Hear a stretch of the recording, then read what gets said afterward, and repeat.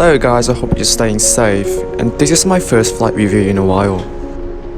It's been more than 2 months since I have last flown on a plane, and now that the lockdown restrictions have been lifted, I decided to embark on a journey to Melbourne. Although lockdown measures have been lifted, domestic travels within Australia still hasn't returned to normal. As you can tell by the empty terminal, there is hardly any flights on any other gate in the morning. Also, with social distancing measures still in place, Qantas lounges and Qantas clubs are still closed.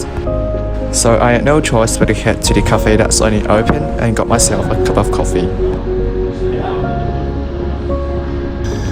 Lovely day, stay safe. Thank you. And also I did a little tour around the terminal just to see how things have changed since I last flown. As I walked across the terminal, it was difficult not to spot any social distancing guidelines and measures. You will see them at the center of the terminal,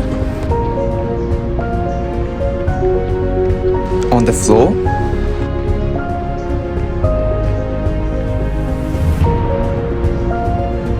as well as on the seats at the gate lounge.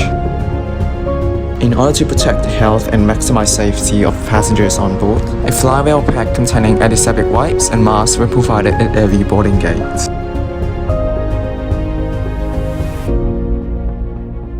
Plane spotting at the gate was also a little bit boring because of how scarce air traffic is.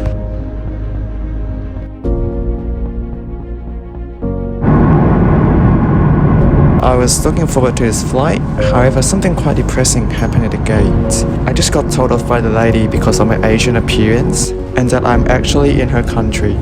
Luckily the stunning scenery outside brought me back alive.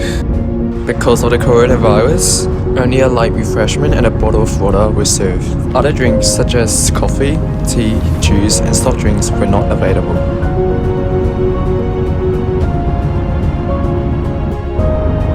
In-flight magazines were also taken away from the seat pocket. As in-flight Wi-Fi has been temporarily suspended from all Qantas domestic flights, there will be no access to Qantas's entertainment app.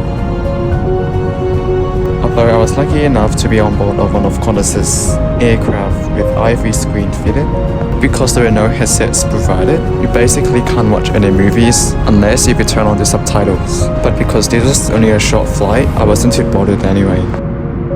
I'm actually quite surprised that Qantas actually still has a wide variety of movies in the system.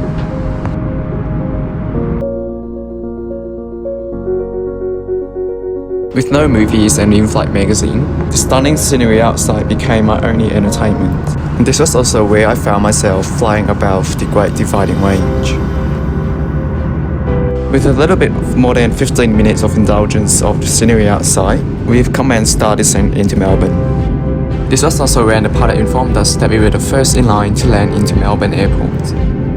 With such an amazing scenery outside, I'll let you enjoy the approach into Melbourne.